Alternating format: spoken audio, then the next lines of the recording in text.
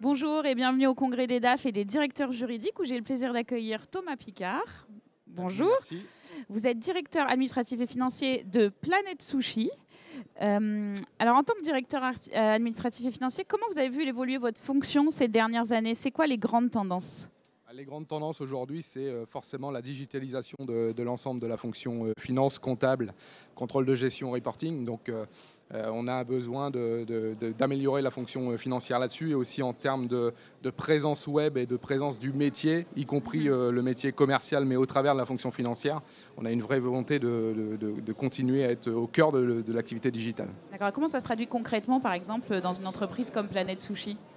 Aujourd'hui, c'est une transformation complète pilotée par la fonction finance des systèmes d'information du groupe en s'appuyant sur des experts externes, essentiellement, puisqu'on a des experts métiers chez nous qui ont besoin d'appui, de services spécialisés pour pouvoir implémenter très rapidement et très réactif par rapport au marché.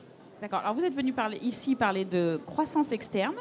Quels sont les points sur lesquels il faut être vigilant quand on se lance dans ce type d'opération ? Est-ce que la première étape, est-ce que c'est forcément fondamental pour la croissance de l'entreprise? Oui, est-ce qu'on peut croître autrement? Ouais, parce que c'est forcément plus compliqué d'absorber une culture différente, des métiers différents, avec des salariés, et la fonction sociale est très difficile à appréhender. Une fois qu'on a établi ce premier constat, c'est un élément fort de croissance. Moi, je parle de mon métier qui est le métier du sushi.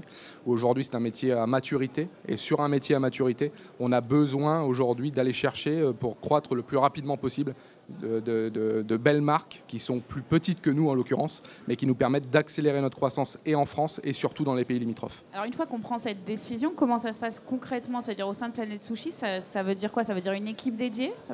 Alors, ce n'est pas vraiment d'équipe dédiée. On fonctionne, nous, on est encore une petite entreprise. Hein. Oui, on est aujourd'hui, je dirais, 5 acteurs principaux au comité de direction de l'entreprise qui pilotent ça, accompagnés de quelques conseils qui sont très proches, dont mon avocat, qui sont très proches du groupe, pour nous aider à appréhender ces fonctions et qui ont l'habitude de nous apporter des expertises externes pour développer. Donc, l'idée de base vient de nous.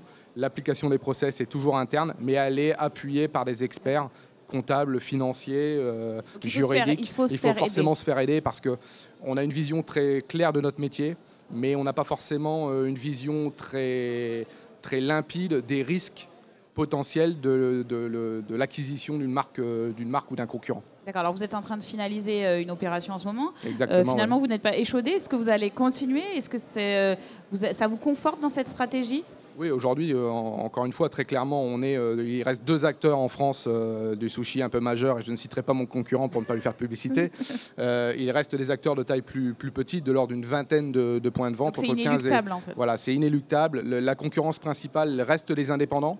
Donc il va vraiment y avoir aujourd'hui la part de marché. Il faut vraiment aller chercher la part de marché chez nos concurrents. Et les concurrents sont essentiellement les indépendants. Donc on va aller manger les marques qui existent, les toutes petites structures qui existent, mais qui font entre 5 et 20 points de vente. Et une fois qu'on les aura acquises, on aura une envergure un petit peu plus forte. Et du coup, ça veut dire que l'étape d'après, c'est l'international? Exactement. Et en fait, le même schéma à l'international avec un enjeu beaucoup plus fort encore, puisque acquérir aujourd'hui une entreprise qui est à l'international, je pourrais prendre l'Allemagne par exemple, qui est une culture très différente de la culture française, ça permet d'ores et déjà d'acheter également, au-delà d'une belle marque, d'un beau réseau, un savoir-faire de personnes qui ont, notamment dans des fonctions financières, la compétence et la connaissance globale de la fonction dans le pays concerné. Et donc un gain de temps, une limitation de risque et un investissement qui peut s'avérer être très important pour nous. D'accord. Alors juste pour terminer, quels conseils vous donneriez aux DAF qui sont ici et qui voudraient initier ce genre de démarche?